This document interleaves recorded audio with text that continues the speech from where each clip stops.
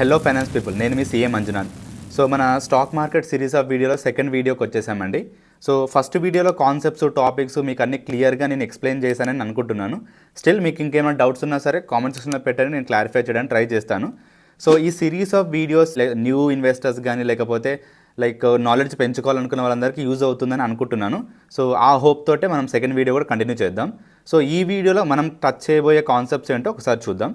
So దీంట్లో వచ్చేసి ఏంటంటే షేర్స్ అంటే ఏంటి, స్టాక్స్ అంటే ఏంటి, వాటి మధ్య డిఫరెన్స్ ఏంటో ఒకసారి చూద్దాం. సో మన టీవీలో, న్యూస్ పేపర్లో వింటూ ఉంటాం, బుల్ మార్కెట్ అంటారు, బేర్ మార్కెట్ అంటారు. సో ఇవి ఎందుకు వస్తాయి, దానివల్ల అడ్వాంటేజ్ ఏంటి, డిసడ్వాంటేజ్ ఒకసారి చూద్దాం. తర్వాత మనకు వేరియస్ టైప్స్ ఆఫ్ డివిడెండ్స్ ఏమున్నాయి, డివిడెండ్స్ ఎప్పుడు ఇస్తారు అవి ఏంటి, అలాగే దాంట్లో టైప్స్ ఏమున్నాయి అది కూడా చూద్దాం. అలాగే స్టాక్ స్ప్లిట్ చేస్తారు కొన్ని కంపెనీస్, సో అవి ఎందుకు చేస్తారు, దాని మీనింగ్ ఏంటి అది ఒకసారి చూద్దాం. సో దీంతో పాటు కొన్ని వర్డ్స్ యొక్క మీనింగ్స్ తెలుసుకుందాం. మార్కెట్ క్యాపిటలైజేషన్ అంటే ఏంటి, సెన్సెక్స్ అంటే ఏంటి, నిఫ్టీ 50 అంటే ఏంటి, అలాగే మనం ఆర్డర్ ప్లేస్ చేస్తున్నప్పుడు అక్కడ బిడ్ ప్రైస్ ఏంటి, ఆస్క్ ప్రైస్ ఏంటి కనిపిస్తుంది. ఆ వర్డ్స్ కూడా మనం క్లారిటీగా ఎక్స్ప్లెయిన్ చేయడానికి ట్రై చేద్దాము. సో ఫస్ట్ వీడియో లాగానే ఈ సెకండ్ వీడియో కూడా మీకు ఎంతకు నచ్చుతుంది, అలాగే టాపిక్స్ అన్ని క్లారిటీగా మీకు అర్థమవుతాయని అనుకుంటున్నాను. సో వీడియో కంటెంట్ నచ్చినట్టయితే లైక్ చేయడం, షేర్ చేయడం మర్చిపోకండి. సో మీ ఫ్రెండ్స్తో, ఫ్యామిలీతో షేర్ చేయడం అసలు మర్చిపోకండి. సబ్స్క్రైబ్ చేసి నోటిఫికేషన్ బటన్ ఆన్ చేసుకోండి, ఎందుకంటే ఇవన్నీ సిరీస్ ఆఫ్ వీడియోస్ వస్తాయి. సో ఒకటే వీడియో చూస్తే మీకు క్లారిటీగా అర్థం కాకపోవచ్చు. సో అన్ని వీడియోస్ చూడడానికి ట్రై చేయండి. సో మీ టైం వేస్ట్ చేయకుండా వీడియోలోకి వెళ్ళిపోదాం. సో మన వీడియోలో ఫస్ట్ టాపిక్ వచ్చేసి షేర్స్, స్టాక్స్. సో యాక్చువల్గా చెప్పాలంటే షేర్స్, స్టాక్స్ అనేది 90% రెండు సేమే. బట్ డిఫరెన్స్ ఎక్కడ వస్తుందంటే, ఒక స్పెసిఫిక్ కంపెనీ గురించి మాట్లాడినప్పుడు షేర్స్ అంటాం. సో ఒక స్పెసిఫిక్ కంపెనీ గురించి మాట్లాడట్లేదు, అన్ని కంపెనీస్కి ఇన్ జనరల్గా మాట్లాడుతున్నాం అన్నప్పుడు స్టాక్స్ అంటాం. సో ఎగ్జాంపుల్ చెప్పాలంటే, నాకు రిలయన్స్ కంపెనీ గురించి మాట్లాడుతున్నాను అనుకోండి, సో రిలయన్స్ కంపెనీ షేర్స్ అంటాను నేను. లేదు ఒక ఇండస్ట్రీ మొత్తానికి సంబంధించి ఐటీ ఇండస్ట్రీకి సంబంధించిన మొత్తానికి నా వాటి షేర్ల గురించి మాట్లాడాలంటే స్టాక్స్ అంటాను నేను. ఐటీ ఇండస్ట్రీ స్టాక్స్ అంటాం, రిలయన్స్ కంపెనీ షేర్స్ అంటాం. అంటే ఒక సింగిల్ కంపెనీ గురించి మాట్లాడినప్పుడు షేర్స్, మల్టిపుల్ కంపెనీ గురించి మాట్లాడినప్పుడు స్టాక్స్. ఫ్రీక్వెంట్గా టీవీస్లో, న్యూస్ పేపర్లో చూస్తూనే ఉంటాం. ప్రజెంట్ బుల్ మార్కెట్ నడుస్తుంది అంటారు, ప్రజెంట్ బేర్ మార్కెట్ నడుస్తుంది అంటారు. సో ఈ బుల్స్, బేర్స్ ఏంటో ఒకసారి చూద్దాం. సో నార్మల్గా బుల్స్ అంటే ఏంటి, ఎద్దు. సో ఎద్దు ముందల ఎవరు నిలబడ్డా ఏం చేస్తుంది, అది ఎత్తి పైకి వేస్తుంది. సో అంటే దాన్ని పైకి ఎత్తడం అనేది దాని నేచర్. సో సేమ్ కాన్సెప్ట్ లాగానే బుల్లిష్ మార్కెట్లో ఏమవుతుందంటే, స్టాక్ మార్కెట్ అనేది ఒక రేంజ్లో పెరుగుతూ పెరుగుతూ పెరుగుతూ పోతుంది, పైకి వెళ్ళిపోతుంటుంది. దాన్ని మనం బుల్లిష్ మార్కెట్ అంటాం. సో బేరిష్ మార్కెట్ అంటే, బేర్ అంటే ఏంటి, ఎలుగుబంటి. సో నార్మల్గా ఒక పర్సన్ ఎలుగుబంటి ముందర ఉన్నాడు అంటే ఎలుగుబంటి ఏం చేస్తుంది, తన చేతితో కింది కొడుతుంది. సో కాబట్టి నార్మల్గా బేర్ యొక్క నేచర్ ఏంటంటే తొక్కేయడం అనేది దాని నేచర్ అన్నట్టు. సో బేరిష్ మార్కెట్లో స్టాక్ మార్కెట్ అనేది డౌన్ పడిపోతూ ఉంటుంది అన్నట్టు. సో ఈ రెండింటికి మేజర్ డిఫరెన్స్ ఇదే. సో ఈ బుల్లిష్ మార్కెట్ ఎప్పుడు ఉంటుంది, బేరిష్ మార్కెట్ ఎప్పుడు ఉంటుంది. సో బుల్లిష్ మార్కెట్ ఏంటంటే, ఇన్వెస్టర్స్ ఎవరైతే ఉన్నారో సో వాళ్ళ సెంటిమెంట్ ఏంటంటే, ఓకే మన ఎకానమీ ఏదైతే అవుతుందో అది గ్రో అవుతుంది, లేకపోతే మన కంపెనీస్ ఏవైతే ఉన్నాయో అవి గ్రో అవుతాయి అన్న ఒక పాజిటివ్ సెంటిమెంట్ ఉంటే బుల్లిష్ మార్కెట్లోకి ఎంటర్ అవుతుంది స్టాక్ మార్కెట్ అనేది. బేరిష్ మార్కెట్లోకి ఎప్పుడు ఎంటర్ అవుతుంది అంటే, ఇన్వెస్టర్స్ ఎవరైతే ఉన్నారో మన కంట్రీ ఏదైతే ఉందో అది గ్రో అవ్వదు, మనం ఏదైతే కంపెనీస్లో ఇన్వెస్ట్మెంట్ చేస్తున్నామో ఆ కంపెనీస్ కూడా గ్రో అవ్వవు అని ఒక నెగటివ్ సెంటిమెంట్ ఉంటే అప్పుడు స్టాక్ మార్కెట్ అనేది బేరిష్ మార్కెట్లోకి వెళ్ళిపోతుంది.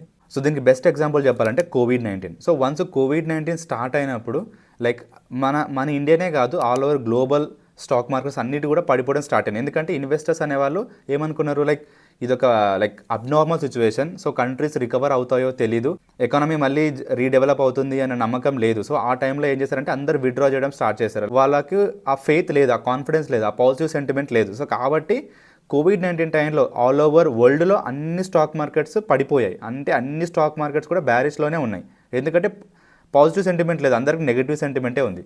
బట్ వన్స్ కోవిడ్ నుంచి రికవర్ అవ్వడం స్టార్ట్ అయిన తర్వాత 2020, 2021 ఆ టైంలో వరల్డ్ మొత్తంలో ఎక్కడా చూడని బుల్లిష్ మార్కెట్ చూసాం. ఈవెన్ ఇండియాలో కూడా అసలు అంత బుల్లిష్ మార్కెట్ ఎవరు ఎక్స్పెక్ట్ చేయలేదు, ఎందుకంటే అప్పుడు వాళ్ళు అందరూ ఇన్వెస్టర్స్కి మళ్ళీ కాన్ఫిడెన్స్ గెయిన్ అయిపోయింది, ఓకే మళ్ళీ కంట్రీ మళ్ళీ బూమ్ అవుతుంది అన్న ఒక పాజిటివ్ సెంటిమెంట్ ఉంది కాబట్టి మళ్ళీ రీగెయిన్ అయ్యాయి.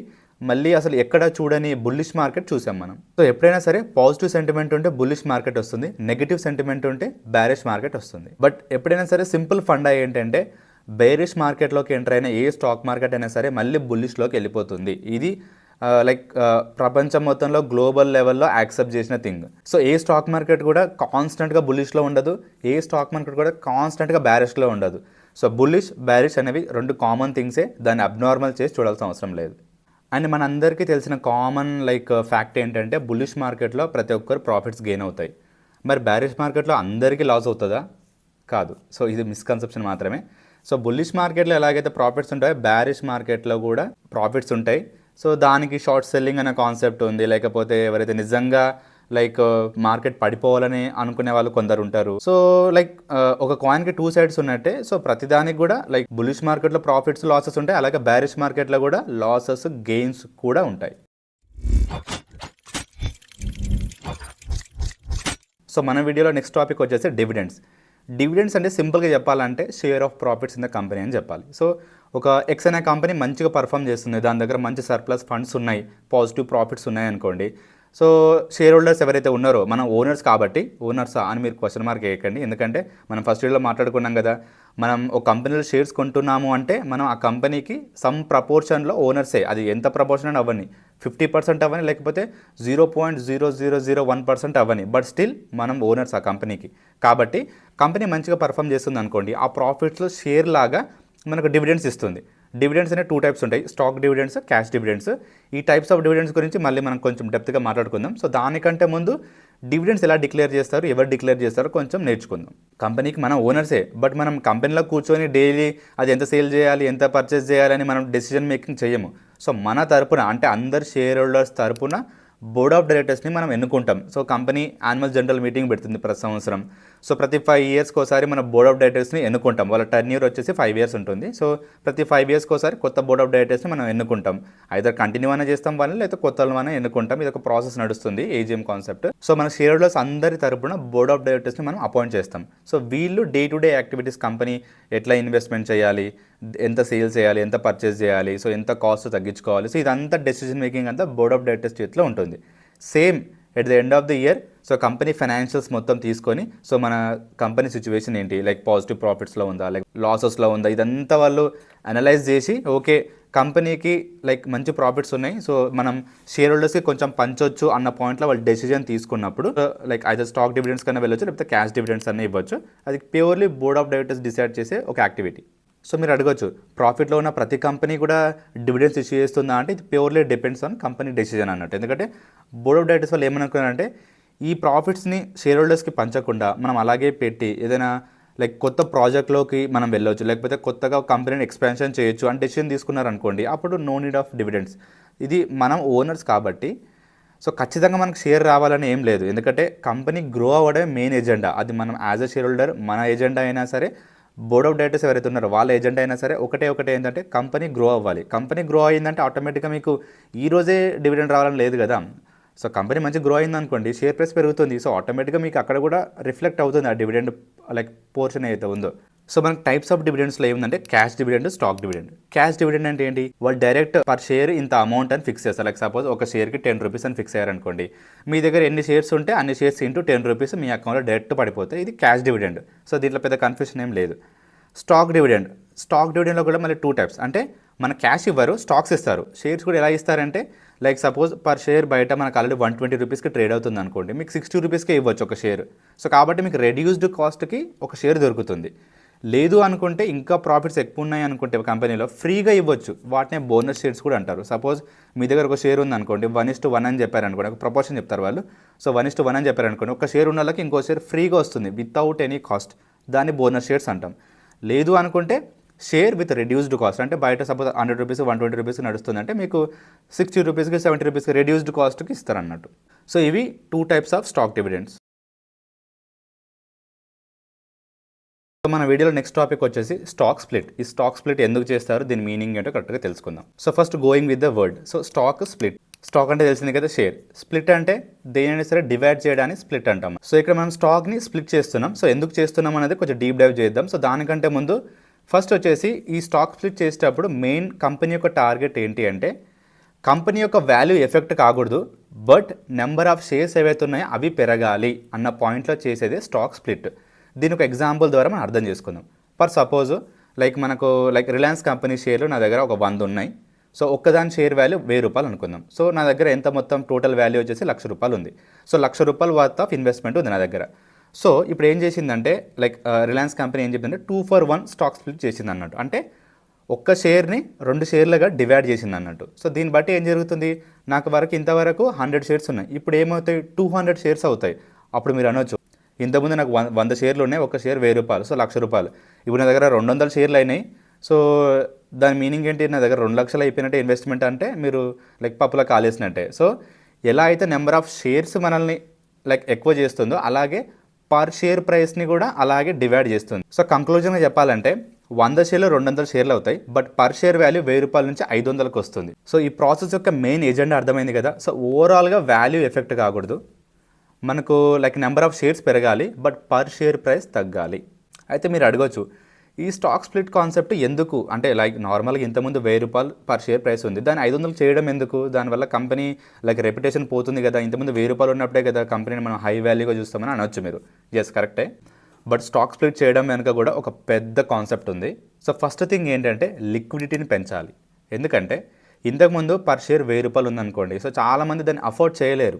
సో కాబట్టి చాలామంది ₹1000 ఉంది కాబట్టి అది మన బడ్జెట్ దాటుంది కాబట్టి దాంట్లో ఇన్వెస్ట్మెంట్ చేయరు. సో దీనివల్ల ఏంటంటే లిక్విడిటీ తక్కువ ఉంటుంది, చాలా తక్కువ మంది కొంటుంటారు, చాలా మూవ్మెంట్ తక్కువ ఉంది.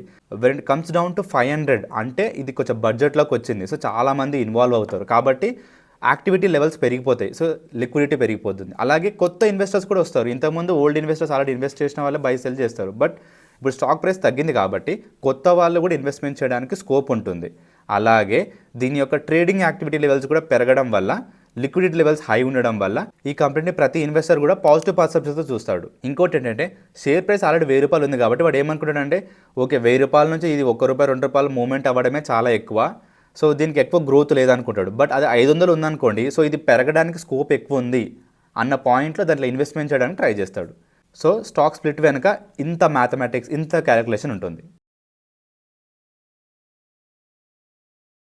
సో మన వీడియోలో నెక్స్ట్ కొన్ని వర్డ్స్ యొక్క డెఫినేషన్స్ తెలుసుకుందాం. సో కొన్ని పదాల యొక్క మీనింగ్ తెలుసుకుందాం. సో దట్ మీరు బయట ఎక్కడ న్యూస్ ఛానల్స్లో విన్నా, న్యూస్ పేపర్స్లో విన్నా, ఇంత ఫ్రెండ్స్తో ఎవరితో మాట్లాడినా సరే దానికి మంచి ఫెమిలియర్ అవుతారు, కొంచెం అండర్స్టాండింగ్ లెవెల్స్ కూడా మంచిగా ఉంటాయి.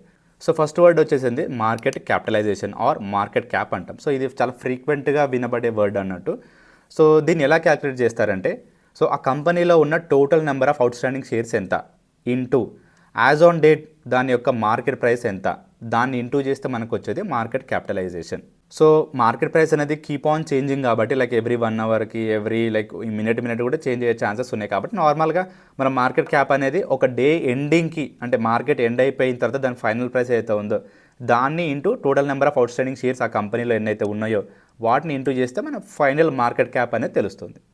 నెక్స్ట్ 2 ఇంపార్టెంట్ వర్డ్స్ ఏమైనా ఉన్నాయంటే సెన్సెక్స్, నిఫ్టీ 50. ఈ రెండు కూడా స్టాక్ మార్కెట్ గురించి తెలుసుకున్న వాళ్ళు కానీ స్టాక్ మార్కెట్ ఇన్వాల్వ్ అయ్యే వాళ్ళు డైలీ యూజ్ చేసే వర్డ్స్. సో చాలామంది దీంట్లో ఈ 2 వర్డ్స్ కన్ఫ్యూజ్ కూడా అవుతుంటారు కొత్త ఇన్వెస్టర్స్. సో ఏంటంటే సెన్సెక్స్ అనేది బీఎస్సీ పాయింట్ ఆఫ్ వ్యూ అంటే Bombay stock exchange point of వ్యూలో, నిఫ్టీ 50 అనేది ఎన్ఎస్సీ పాయింట్ ఆఫ్ వ్యూలో అంటే national stock exchange point of వ్యూలో. రెండు కాన్సెప్ట్స్ సేమే, బట్ ఏ ఎక్స్చేంజ్ మీద ఉంది అన్న దాని మీద ఇది డిఫరెన్స్ అవుతుంది. సో సెన్సెక్స్ అంటే ఏంటి, సెన్సెక్స్ అంటే ఏంటంటే top 30 companies in the BSc Bombay stock exchange. అంటే బాంబే స్టాక్ ఎక్స్చేంజ్లో లిస్ట్ అయిన కంపెనీస్లో టాప్ 30 కంపెనీస్ ఏంటి. మరి టాప్ అంటే దేని బేసిస్ మీద టాప్ అంటే మార్కెట్ క్యాపిటలైజేషన్. మరి ఇందాక మాట్లాడాం కదా, so total number of out standing shares into as on date market price ఏదైతే ఉంటుందో దాన్ని ఇంటూ చేస్తే మార్కెట్ క్యాపిటలైజేషన్ వస్తుంది. సో అట్లా ఇంటూ చేసి లిస్ట్ చేస్తే బీఎస్సీలో లిస్ట్ అయిన కంపెనీస్ అన్నిట్లో టాప్ 30 కంపెనీస్ని మనం సెన్సెక్స్ అంటాం. సో మెయిన్గా చెప్పాలంటే ఈ బీఎస్సీలో కంపెనీస్ అవన్నీ కూడా ఈ టాప్ 30 కంపెనీస్ పెరిగాయి అనుకోండి, ఇవి కూడా దాదాపు పెరిగే ఛాన్స్ ఉంటాయి.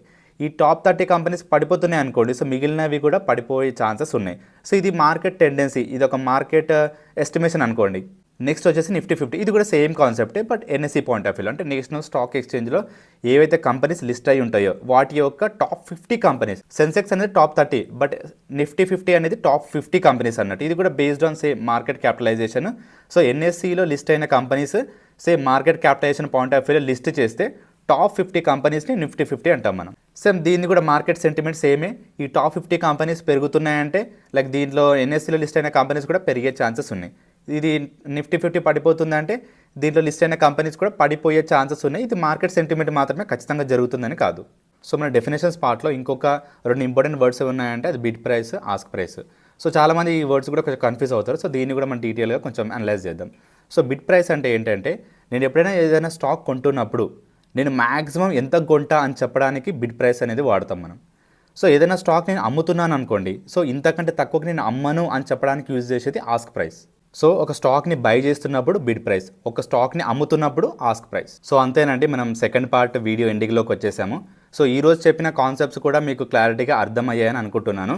సో ఈ వీడియో చాలా మందికి హెల్ప్ అవ్వాలి అన్న పాయింట్ వల్ల మేము ఈ సిరీస్ ఆఫ్ వీడియోస్ చేస్తున్నాము.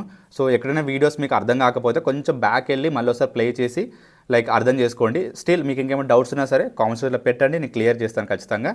సో వీడియో కంటెంట్ మీకు నచ్చినట్టయితే లైక్ చేయడం, లైక్ మీ ఫ్రెండ్స్కి ఫ్యామిలీకి షేర్ చేయడం అస్సలు మర్చిపోకండి. మళ్ళీ థర్డ్ వీడియోలో కలుద్దాం. అంతవరకు సెలవు. Tata, by by, take care.